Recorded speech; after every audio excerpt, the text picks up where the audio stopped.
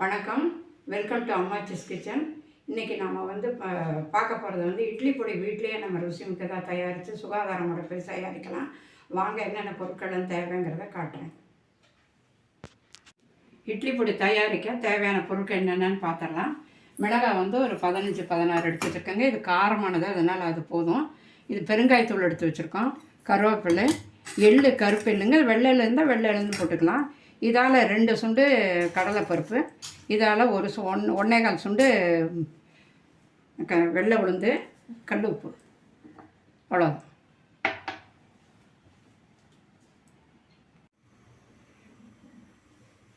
இப்போ அடுப்பத்தை வச்சு கனமான ஒரு கடாய் வச்சுருக்கோம். இதுக்கு எண்ணெயே தேவையில்லைங்க, எல்லாம் சும்மா வெறுமனை வறுக்க வேண்டியது தான்.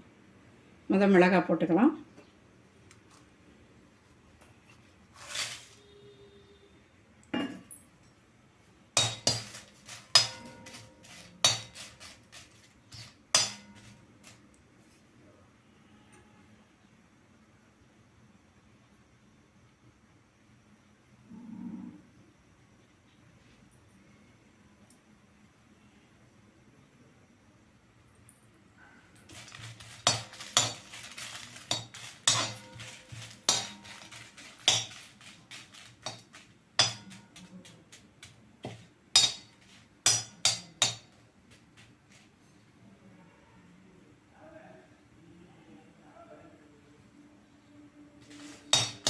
மிளகாய் வந்து இந்த மாதிரி உருண்டை நல்லா அதே விதமாக ரொம்ப இது பண்ணிங்கன்னா வெடிக்கும். அதனால் இந்த லெவலில் போதும். இதை ஒரு பாத்திரத்துக்கு மாற்றிடலாம். எண்ணெயே ஒரு பொட்டு கூட சேர்க்கறது இல்லைங்க. அதுக்கப்புறம்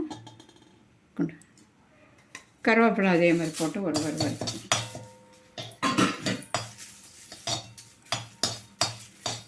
பச்சைக்கல் வறுப்பாலும் கொஞ்சம் லேட்டாகும். கொஞ்சம் வாடை வச்சு வறுத்தோன்னா சீக்கிரம் இதாகிடும். பாருங்கள், இப்படி தொட்டு பார்த்தா இப்படி நல்லா பாருங்கள் பொடியாது. இந்த டயத்தில் போதும், நிறுத்திக்கணும்.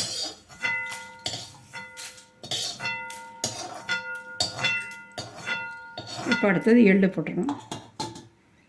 எள்ளு வந்து ஒரு 2 ஸ்பூன் போட்டுக்கலாம். போதும். இந்த ஸ்பூனால் 2.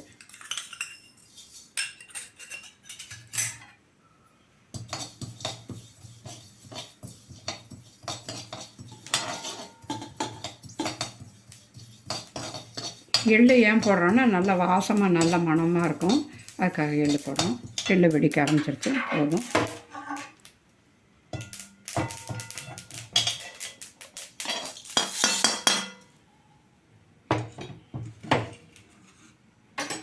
அடுத்தது உளுத்தம்பருப்பு போடுறோம். 1.25 சுண்டு போட்டிருக்காங்க. அது வெறும் இதில் தான் வறுக்கணும். இது கொஞ்சம் ஒரு 2 நிமிஷம் கூட எடுக்கும். ஏன்னா கொஞ்சம் கடினமான பொருள் இல்லைங்களா, அதனால் கொஞ்சம் லேட்டாகும். ஆனால் இப்போ நல்லா இந்த வெள்ளை உளுந்தை வந்து நல்லா செவக்க ஹையில் வச்சே வருங்க. ஏன்னா இது கொஞ்சம் லேட்டாகும், அதனால் ஹையில் வச்சே நல்லா வறுத்துட்டுங்க. நல்லா செவக்கணுங்க, நல்லா செவந்து வரணும். நல்லா மணமாக இருக்கும் செவக்கும் போது. அப்போ எடுத்துக்கலாம். பாருங்கள், உளுந்து நல்லா செவக்க வறுத்துட்டோம். நல்ல மணமாக இருக்குது. இது இப்போ வந்து அந்த பாத்திரத்துக்கு மாற்றிடலாம்.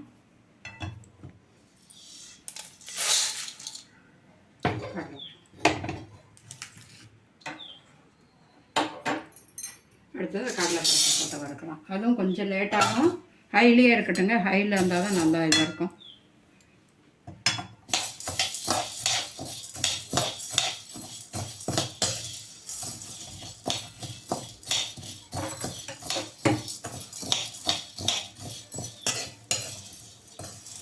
இப்போ நல்லா செவக்க இந்த கடலைப்பருப்பும் வறுத்தாச்சு. இதுலேயும் ஒரு மணம் வரும். அதே டயத்தில் வந்து நம்ம கட்டி பெருங்காயம் இருந்தால் உடச்சி போட்டுக்கலாம். தூளாக இருக்கனால அப்படியே போடலாம். இந்த டயத்திலே போட்டோன்னா எல்லாம் அதோடய சேர்ந்துக்கும். இப்போ இதையும் அந்த பாத்திரத்துக்கு மாற்றிடலாம்.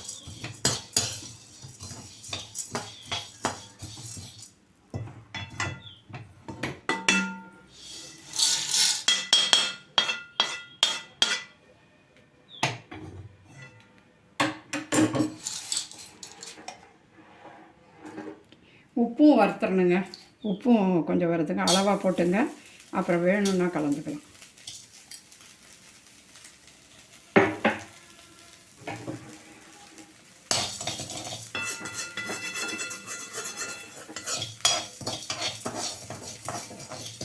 உப்பு ஏன் வறுக்கிறோம் அப்படின்னா ஈரப்பசரம் தான் பொடி கெட்டு போயிடும். அதனால் இப்படி வறுத்து போட்டோன்னா எவ்வளோ நாள் நம்ம நிறையா பண்ணி வச்சுக்கிட்டால் கூட ரொம்ப நல்லாயிருக்கும், கெட்டு போகாது.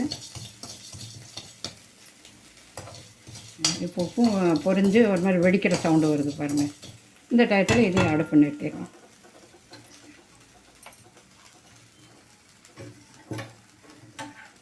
இப்போ ஒவ்வொரு பொருளாக உப்பு, கடலைப்பருப்பு, உளுந்து, மிளகா, கருவேப்பிலை, எள் எல்லாம் போட்டு மொத்தமாக வறுத்து வச்சுருக்காங்க. இதெல்லாம் நல்லா ஆறட்டும். ஆறுனதுக்கப்புறம் மிக்சியில் போட்டு நல்லா பொடி பண்ணி எடுத்து வச்சுக்கலாம். சாப்பிட்றதுக்கு முன்னாடி கிண்ணத்தில் கொஞ்சம் எண்ணெய் ஊற்றி இந்த பொடி போட்டு, இந்த பூண்டு தோலோடு இருக்கணுங்க, தட்டி போட்டு 2 விருப்பம் உள்ளவங்க 2 சர்க்கரையும் கலந்து போட்டு பொடி தொட்டுட்டு சாப்பிட்லாம், நல்லாயிருக்கும்.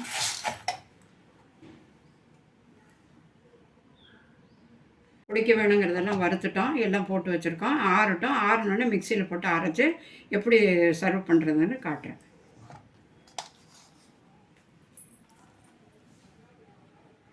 இப்போ இந்த வறுத்து வச்ச எல்லா சாமானும் நல்லா ஆறிடுச்சுங்க. இப்போ இதை மிக்சியில் போட்டுக்கலாம். எல்லாம் ஒன்றாவே போட்டுக்கலாம்.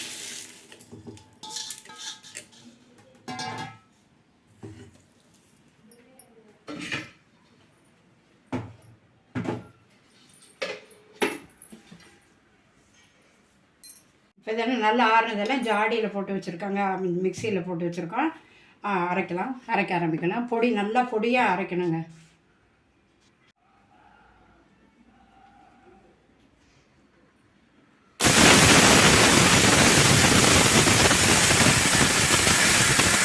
பாருங்கள், மிக்சியில் போட்டு நல்லா நைஸாக அரைச்சிக்கிட்டோம். இப்போ இதில் போட்டுக்கலாம்.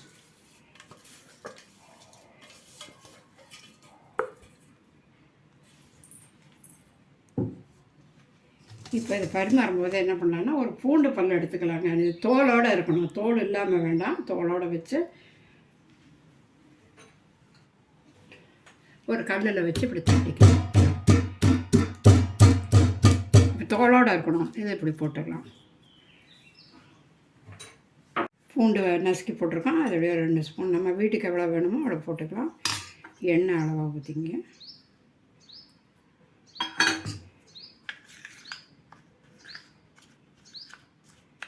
நல்லெண்ணெய் நம்ம யூஸ் பண்ணுற எண்ணெய் எது வேணாலும் போட்டுக்கலாம். இப்படி இந்த பூண்டு ஏன் போடுறோன்னா, இந்த பொடிக்க டேஸ்ட்டு இந்த பூண்டு தாங்க, பச்சை பூண்டு ரொம்ப நல்லாயிருக்கும். அவ்வளோதாங்க. இட்லி, தோசை எதுக்கு வேணாலும் போட்டுக்கலாம். இந்த பொடியை சாதத்து கூட கலந்து போட்டு நல்லெண்ணெய் ஊற்றி சாப்பிட்லாம், நல்லாயிருக்கும். நல்லா பொடி பண்ணிட்டோம். பெருங்காயத்தூள் 1 ஸ்பூன் போடுங்க, ரொம்ப வேண்டாம். இல்லை வேணுங்கிறவங்க 2 சர்க்கரையும் போட்டு அரைச்சிக்கலாம். இப்போ இது ஒரு டப்பாவுக்கு ஆறுனதுக்கப்புறம் டப்பாவில் மாற்றிடலாம்.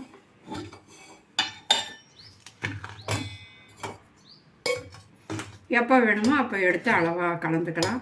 பூண்டு பிடிக்காதவங்க பூண்டு போட வேண்டாம், சும்மா வெறுமனே எண்ணெய் ஊற்றி சாப்பிட்டுக்கலாம், கலந்துக்கலாம்.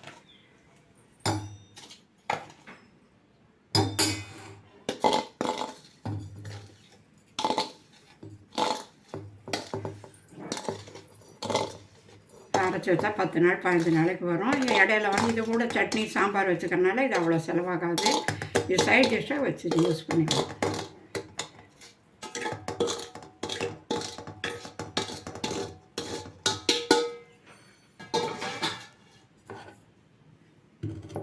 பாருங்கள், ஒரு பாத்திரத்துக்கு மாற்றிட்டோம். இதில் இப்போ ஸ்பூன் ஒன்று போட்டு வச்சிட்டோன்னா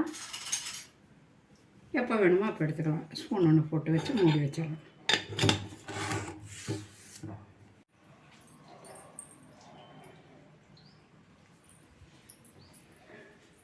நம்ம வீட்டில் ஃப்ரீயாக இருக்கும் போது இந்த மாதிரி இட்லி பொடி செஞ்சு ரெடியாக வச்சுக்கலாங்க. இது எண்ணெய் கலந்து பூண்டு போட்டு தட்டி வச்சுருக்கேன். இட்லி, தோசை எடுத்துக்கனால வச்சுக்கலாம். ரொம்ப டேஸ்ட்டாக இருக்கும். சாப்பிட்டு பாருங்கள். சாப்பிட்டு பார்த்துட்டு எப்படி இருக்குன்னு சப்ஸ்கிரைப் பண்ணுங்கள். நன்றி, வணக்கம்.